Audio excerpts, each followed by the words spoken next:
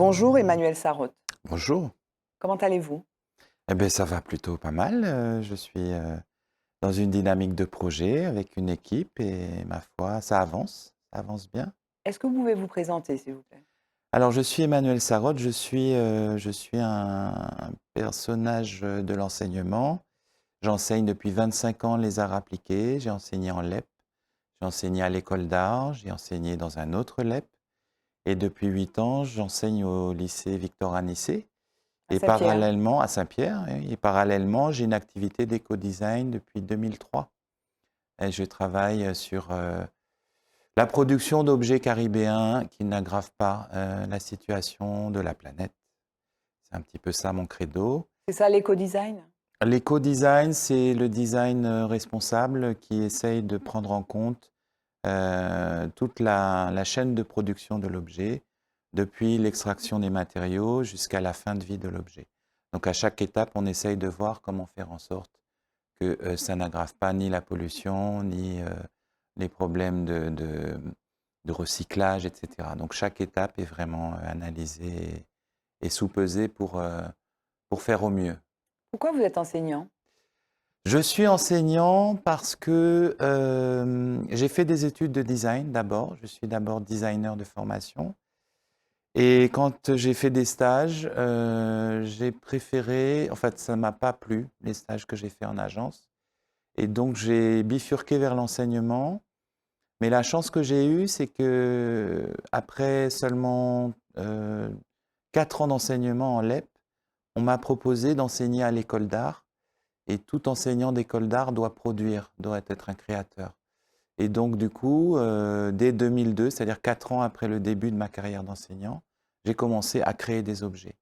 Donc, ça a nourri mon enseignement et ça a permis aussi parfois de mettre un peu de distance avec la lourdeur de l'éducation nationale, parce que j'avais mon atelier depuis 2002. J'ai toujours eu un atelier et je produis des objets et je réponds à des besoins de clients et c'est ce Vous êtes qui aussi fait. dans le privé quoi, vous êtes Oui, en j'ai OK, une une micro-entreprise activité depuis libérale. 2003, oui, qui s'appelle D'accord. Enload Design. Oui. Vous avez grandi où? Vous avez vécu où? Alors, j'ai grandi dans pas mal d'endroits. Je suis né à Paris, mais j'ai grandi en Inde, j'ai grandi dans le sud de la France, j'ai grandi en banlieue parisienne, j'ai grandi à l'île de la Réunion. Et à l'adolescence, je me suis retrouvé à côté de Bordeaux. J'ai fait mon bac d'art appliqué à Bordeaux, je suis monté à Paris, j'ai fait des études de design à Paris. Et après, j'ai vécu un an au Cameroun, dans un centre culturel français où j'ai fait du graphisme. Et ensuite, je suis retourné en France et j'ai passé un CAPET, un PLP pour être enseignant d'art appliqué.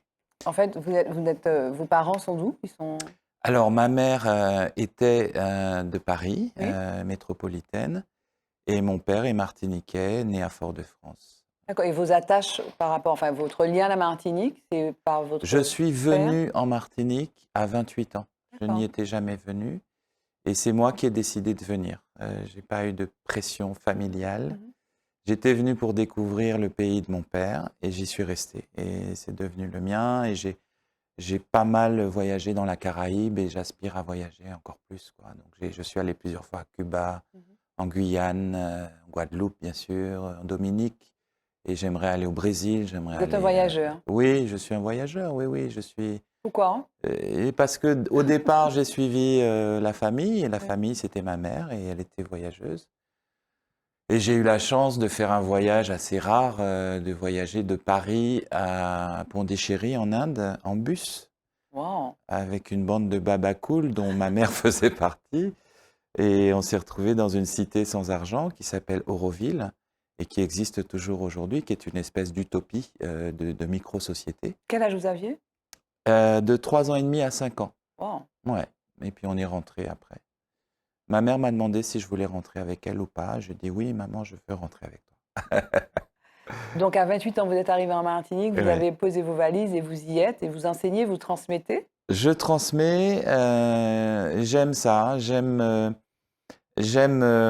apprendre toujours et donner ce que j'apprends aux élèves. J'aime aussi être proche des nouvelles générations, puisqu'en fait, ça permet d'être toujours dans l'actualité du monde, parce que quand on suit les jeunes, on est forcément dans un mouvement non pas de jeunesse, mais de connexion avec le réel. On ne peut pas tellement s'endormir si on fait le métier à peu près correctement parce que, bon, en plus, moi, j'ai des ados, hein, j'ai eu des élèves de 15 ans à 25 ans. Et forcément, ben, si on ne s'intéresse pas à leur centre d'intérêt, ben, ça ne marche pas. Donc, et ça permet de rester connecté, de connaître des musiques récentes, comme Malaika, par exemple. Malaika Pénon, vous m'en avez Malaika parlé. Pénon, On va les voilà, découvrir. qui est une artiste que j'apprécie énormément. Oui. Et puis, il y a aussi le voyage entre quand j'avais leur âge et aujourd'hui. Et j'aime à leur montrer des dessins que je faisais quand j'avais leur âge, pour leur montrer pourquoi j'ai fait ça et qu'est-ce que c'est devenu, et que je continue à dessiner et à créer, et que ça me tient en vie, ça me tient debout, ça me tient en mouvement. Et ils aiment ça, et là, ça marche. Parce que s'ils ont affaire à quelqu'un qui est immobile, c'est pas crédible, surtout quand on enseigne les arts. Mais vous êtes pas, il faut de la passion que vous transmettez. Oui, oui, bien sûr. Et alors, vous êtes aussi porteur d'un projet qui vous tient beaucoup à cœur, qui s'appelle l'École Libre. Oui. C'est une école élémentaire alternative. Donc, c'est un projet donc, que vous maturez, mûrissez et travaillez depuis déjà 2 ans. Et donc, qui a vocation, cette école, quand elle ouvrira, à accueillir des enfants du CP au CM2. Tout C'est votre à bébé, fait, ça. tout à fait. Ça a démarré en fait en 2021, pendant la période de pandémie, où nous étions plusieurs adultes à avoir envie de proposer aux enfants des moments de liberté pédagogique le week-end dans des lieux variés. On a fait dans 6 endroits différents, dans des lieux fermés, mais aussi dans des forêts. Et l'idée, c'était de faire un genre de centre aéré ouvert avec plein de partenaires qui proposaient des activités. Donc il y avait des percussions, il y avait des mathématiques africaines, il y avait du chant, il y avait de la fabrication de bijoux, énormément d'ateliers. On a fait quand même 55 ateliers différents en un an, à raison d'une fois par mois. Et donc, ça m'a tellement plu qu'avec les camarades, je leur ai posé la question, est-ce que ça vous intéresserait de réfléchir à une école alternative?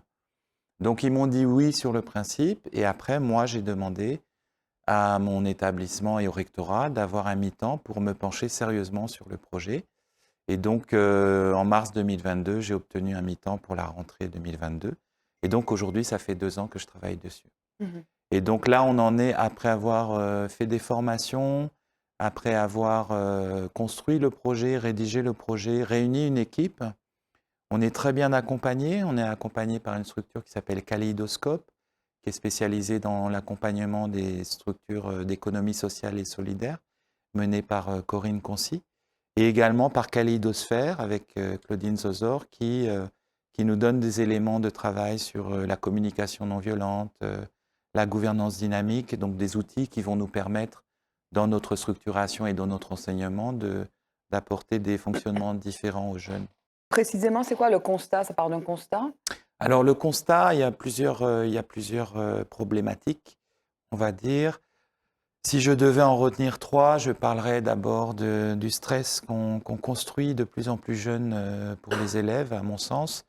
C'est-à-dire que quand moi, je passais mon bac, on a commencé à nous questionner 1 an avant sur ce qu'on avait envie de faire quand on serait grand. Aujourd'hui, non seulement les enfants en terminale, les jeunes, les ados, sont harcelés de mails ils sont dans une pression constante, mais le pire, c'est que année après année, on avance, on recule cet âge-là. Aujourd'hui, on va demander cette année-là, aux secondes, déjà d'aller voir Parcoursup.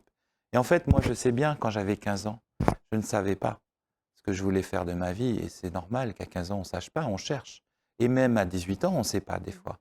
Donc, c'est le premier paramètre, c'est le stress. Le deuxième paramètre contre lequel j'ai envie de proposer autre chose, c'est la compétition. La compétition scolaire, pour moi, n'a pas de sens, puisqu'en réalité, quand on met en place des modèles de collaboration entre les jeunes, eh bien, ça marche. Ils apprennent mieux. Ils apprennent mieux, ils sont ensemble, et ils apprennent ce que c'est de travailler ensemble, et ils ne sont pas dans une espèce de podium du premier de la classe, deuxième de la classe. C'est quelque chose qui pouvait fonctionner dans les années 50, mais c'est terminé. Là, on est en 2024. Il y a des intelligences collaboratives qu'il faut enseigner le plus tôt possible. Moi, j'en suis convaincu.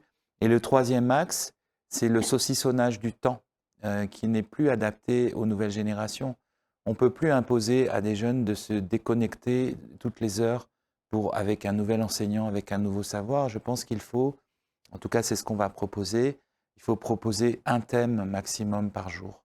Et il faut emmener les enfants sur une journée, qu'ils aient le temps de s'imprégner et d'avancer sur un jour et même plusieurs jours. Si on fait un projet, on peut très bien bloquer 3 jours d'affilée et on va travailler sur un système de cabane ou bien une fabrication de bijoux ou bien une pièce de théâtre. Et on va arrêter comme ça de saucissonner les choses. Ça renvoie à l'histoire de l'école française, hein. L'école française, elle a été créée avec la révolution industrielle. Elle a été créée pour former des ouvriers avec des temps fractionnés de production. Mais c'était il y a 200 ans, la révolution industrielle, c'est 200 ans, bientôt. C'est plus l'époque, il faut changer ça. Aujourd'hui, l'école est utile à quoi, aujourd'hui? L'école aujourd'hui est encore utile à faire acquérir aux jeunes des savoirs, à faire acquérir des principes de vie en société. Elle est aussi utile pour se socialiser. D'ailleurs, les parents qui font l'école à la maison, leur plus gros problème, c'est que leurs enfants ne sont pas socialisés, ou trop peu. Donc elle sert encore à ça, tout n'est pas à jeter. Mais il faut revoir, à mon avis, la façon d'appréhender l'accompagnement à la connaissance. Il est beaucoup trop violent, il est trop brutal, il est trop systématique, c'est du remplissage. Et aujourd'hui, on a Internet, ça fait 20 ans qu'on a Internet, ça fait 2-3 ans qu'on a l'intelligence artificielle. Donc forcément, il va falloir s'adapter. Et en fait, quand on étudie, et c'est la chance que j'ai eue en faisant des formations avec Sophie Raby, la fille de Pierre Rabhi, c'est qu'en fait, elle explique et elle montre, et à travers des exercices, que en fait, non seulement on peut faire autrement, mais ça marche. Et ça marche partout dans le monde. Et il n'y a pas que Montessori. Maria Montessori, c'est la pionnière, mais il y a la méthode Freinet, il y a l'école de la nature, il y a 5 ou 6 modèles Et différents. vous allez mettre en œuvre ces modèles-là? Nous, on va faire on va faire un mix, on va faire une autre recette. Les 3 axes de notre pédagogie, c'est l'estime de l'enfant, favoriser son estime à travers justement du collaboratif, mais aussi le corps, du sport, de la méditation. On va aller à la mer, on va marcher en forêt, donc qu'il soit dans une dynamique. Le deuxième axe, ça va être se connaître son environnement, hein. On part de la Martinique, la Caraïbe et puis le monde. Mais on ne commence pas par l'Europe, la France, Napoléon et tous ses amis. Et puis après, si on a le temps, on parle de la Martinique. Nous, on va faire l'inverse. On va partir de nous et on va, par cercle concentrique, aller vers le monde. Et le troisième axe, ce sera la nature. Et la nature de façon très concrète. On va étudier avec les enfants de façon très concrète les écosystèmes. On va aller à la rivière, non pas juste pour prendre un bain. On va étudier les roches, les végétaux, les insectes. Et puis dans l'école, il y aura plusieurs jardins potagers. Il y aura des outils de jardin, il y aura un atelier de bricolage. On va être beaucoup dans le faire, mais on va aussi être dans l'apprendre, pas seulement avec nous. Nous, on devrait être 5 enseignants, mais on aura une petite flotte de 3 fourgons pour aller vers Monsieur Mangatal avec son élevage d'écrevisses, vers le Mans des Esses pour aller voir la vannerie, vers un élevage de bœufs, vers un artisan qui fait des nasses pour attraper des cribiches, etc. On va aller vers la Martinique, vers des choses concrètes. La suite pour vous, c'est quoi? Aujourd'hui, vous êtes à la recherche d'un lieu, de terrain. Alors, voilà, aujourd'hui, on en est au stade où on a déjà fait la démarche d'avoir des rendez-vous avec toutes les mairies du Nord Caraïbe. On prospecte entre Schellcher et Saint-Pierre. Et en fait, le constat, c'est que toutes ces communes n'ont pas de lieu à nous proposer. Donc, on a décidé d'acheter nous-mêmes un terrain. Et pour ce qui est de tout l'achat des matériels pédagogiques, on est en train de monter des dossiers de subvention au niveau local, national et européen. Le mot de la fin, ce serait quoi, Emmanuel? Le mot de la fin, c'est que les utopies, si on y croit, elles peuvent devenir réelles. Je précise que vous allez participer à Parole Nôme aussi, bientôt le 6 octobre. Voilà. Et vous Oui, allez donc parler de ce oui, projet. on va Voilà. présenter le Donc vous êtes en projet. phase maintenant, vous sortez, où vous en parlez Voilà. beaucoup. Et ça m'a été proposé par Pascal Gérald, qui est un homme qui fait beaucoup de choses et qui fait des livres pour enfants. C'est comme ça qu'il est venu vers nous et qu'il m'a proposé de venir présenter l'école. Merci Emmanuel Sarraute. Merci beaucoup, Madame Joëlie.